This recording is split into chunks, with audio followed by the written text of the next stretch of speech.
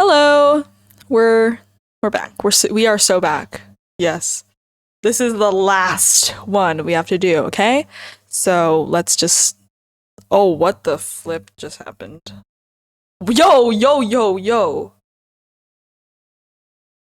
Yo, yo, yo, yo, wait. Hold on. Hold up. Hold up. There's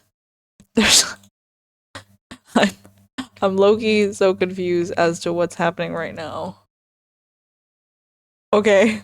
Sorry for the technical difficulties. We're just gonna Okay. Let's zoom back in. I don't need no. Oh my lord. Is that good? Okay. There we go. We're back.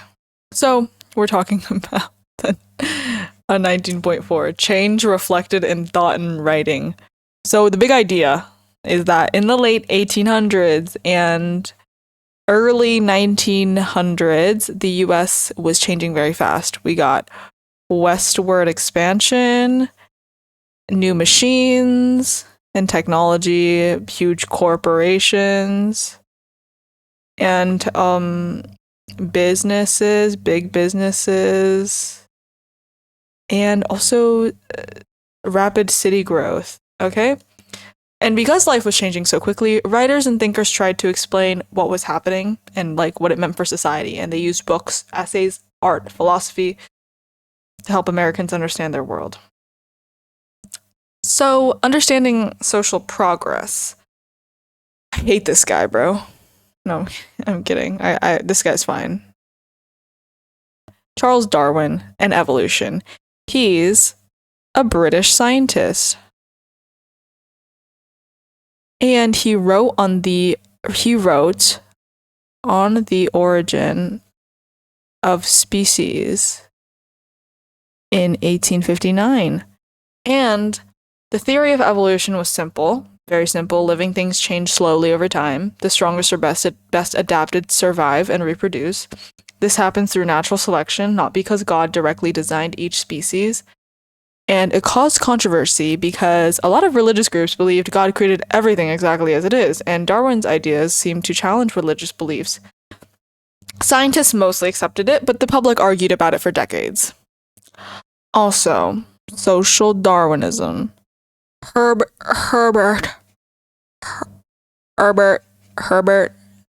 I don't know how to say this name and I don't like it. Herbert Spencer. He took Darwin's science and applied it to society. He coined the phrase survival of the fittest. And social Darwinism is very important, and it's basically the idea that society works like nature.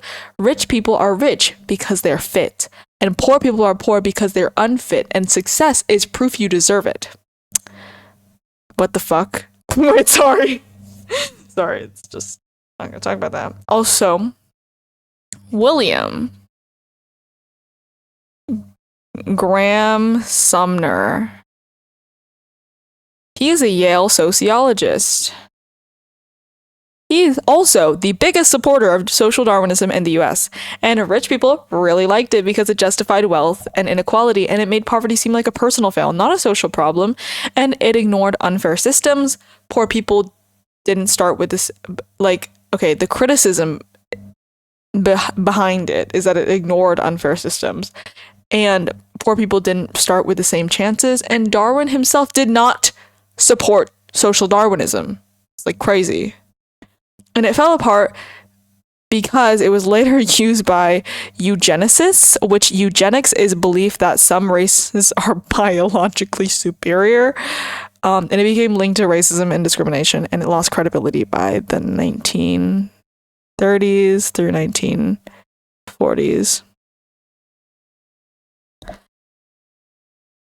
Also, we have new ways of thinking, like realism and pragmatism. Okay, I don't know how to say this. Realism is showing life as it actually is, no romanticizing or exaggerating. And it focuses on real struggles, especially working class people. Writers and artists Writers and artists wanted truth, not like fantasy or whatever. Pragmatism, whatever. William James, he's a philosopher, and he supported this. He's a supporter. Hi, he likes this. This idea is simple. It's that ideas are only true if they work in real life, and truth isn't fixed, and you test ideas through experience. So, like, instead of this is true because we've always believed in this, like, pragmatists, like, said, like, let's try and see if it works. And then if it works, then we believe in it. And this influenced modern literature, art, and how people thought about society. Instrumentalism and education. Golly. What the frick?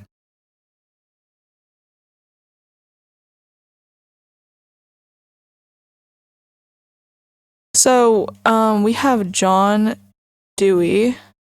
He's a philosopher and an educator, and he expanded pragmatism. Whatever. Instrumentalism is education, like, basically is saying that education is a tool to improve society. Learning should be hands-on and to use a scientific method. Observe, test, change, basically. Dewey believed that schools should teach students how to think. An educated population would support progressive reforms, and education equaled foundation for democracy. Realism in art and literature, photography in real life. Jacob Riis.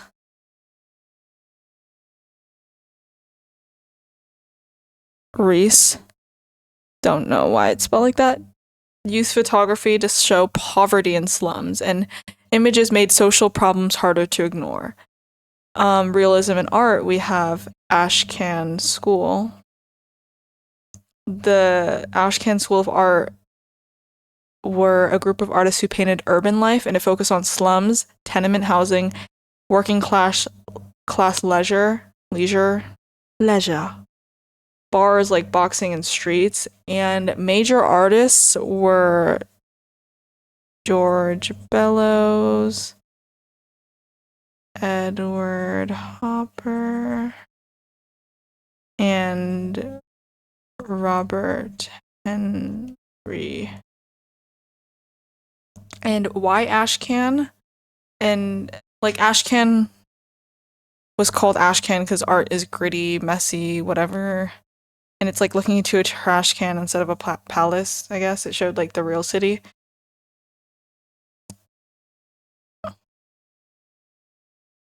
Anyways.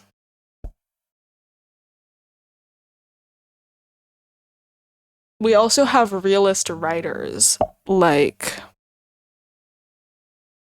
Stephen Crane. He wrote harsh, blunt stories about life in city slums and the reality of war, especially the Civil War. His writing showed how brutal and unfair life could be for ordinary people. And we also have Rebecca Harding Davis. She published Life in the Iron Mills in 1861, and it mattered because it showed the terrible working condition of factory workers and also focused on industrial labor and exploitation. It was one of the earliest examples of realism in American literature. We also got Mark Twain. I feel like he used realism mixed with humor and satire. His important works are The Adventures of Huckleberry Finn,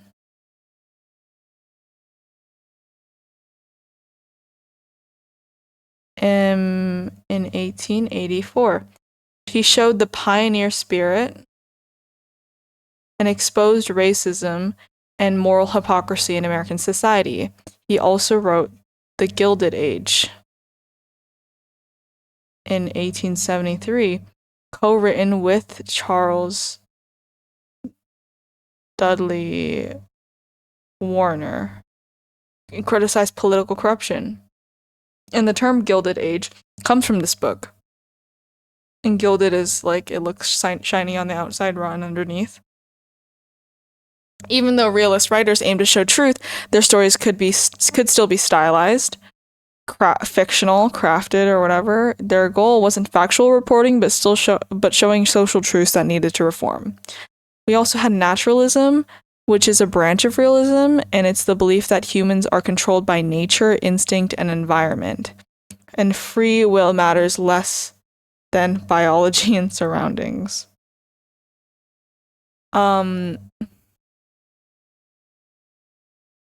We also have Jack London, who wrote The Call of the Wild, not the Wind. The key idea in the story is that his dog is taken from civilization into the wilderness and his animal instincts take over, and he survives by embracing his natural instincts. It represents the struggle between human civilization and nature, basically. Also, we got women writers and early feminist themes like Kate Chopin. She didn't call herself feminist, but she was the leading woman writer of the time and wrote realistic stories about women's lives. She didn't call herself a feminist, but she still challenged traditional roles for women, and she wrote based on her experiences as a Southern woman. Also, creative nonfiction, by the way, is like writing based on real experiences told by using like storytelling techniques. And I don't know what the heck, we're not even gonna try. Miscegenation.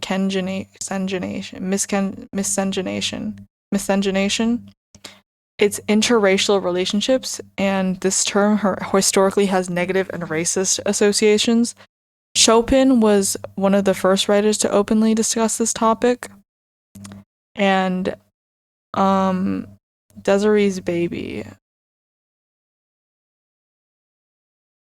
It explores racism in the Creole community of Louisiana.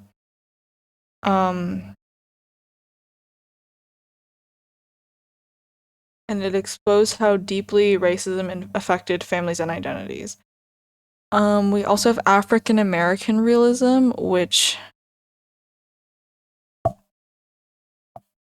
we have Paul Laurence Dunbar. He's African American poet, playwright, and novelist.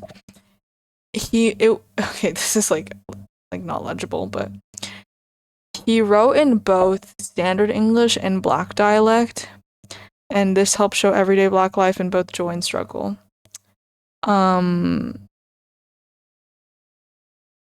He also received patronage later because he struggled at first, but later gained support from like powerful people. We also have William Dean Howells. He's a literary critic, editor of the Atlantic Monthly, and supported Dunbar's career. And because of this relationship, Dunbar became the most important African American writer of his generation.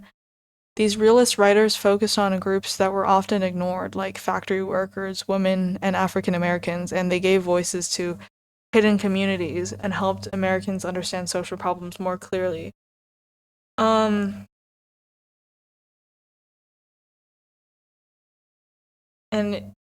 Critics of modern America. Even though Americans believed industrialization would bring progress, some writers argued the industrial age was harming society, not helping it. And three important critics were Edward Bellamy,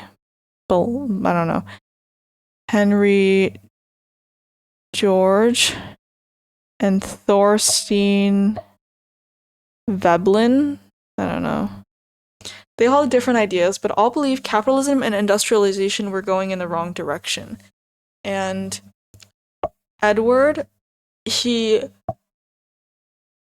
wrote looking backward.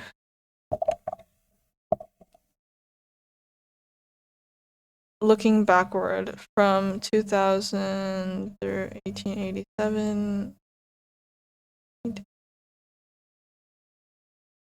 It was a utopian novel set in the year 2000, where American abandons capitalism and becomes socialist. Ideas in the book were that society is peaceful and cooperative, wealth is shared more equally, and government controls major industries for the public good. Predictions Bellamy made were credit cards, cable entertainment, superstores similar to Walmart, and cooperative businesses instead of private corporations. His impact is that it was one of the best-selling books of the 1800s and third after Uncle Tom's Cabin and Ben-Hur. What the heck does that mean, Ben-Hur? He appealed to people angry about big business and inequality. He also influenced Eugene V. Debs, labor leader of the Pullman strike of 1894, to adopt socialism, and he sparked 36 plus books and articles responding to or criticizing him. He had a sequel called Equality in 1897. It expanded on education reform, women's equality, a society of vegetarians. I don't like that one, but and a universal language. Don't know about that one either. We also have Henry George for economic reform. He wrote Progress and Poverty in 1879, and it was nonfiction economic critique, and it focused on inequality in industrial society. And the key beliefs were that people should own what they create, land and natural resources should belong to everyone, and proposed a single land tax. And a single land tax was tax only land ownership, and the purpose was to discourage private land hoarding and reduce wealth inequality. And the impact was that it influenced progressive reformers and inspired the board game Monopoly, which was originally designed to show how land monopolies harm society. We also have Thorstein Veblen. He was a critique of consumer culture. He wrote The Theory of the Leisure Class, I don't know, in 1899. He criticized American capitalism and class behavior, and his key idea was conspicuous consumption, which is buying expensive things to show off wealth, not because they're needed. Veblen argued the middle class and upper classes focused on comfort, status, and luxury and did not actually produce goods. The working class did the labor and was exploited by non-producers. His criticism was that capitalism increased the gap between the wealthy and the working class, the haves and have-nots, by the way. I don't know. Also that business trusts and monopolies increased inequality, created economic inefficiency, and needed reform. That's it. That's literally it. That's all we have to do. So thank you for watching. I don't really care though. Bye-bye. Have fun.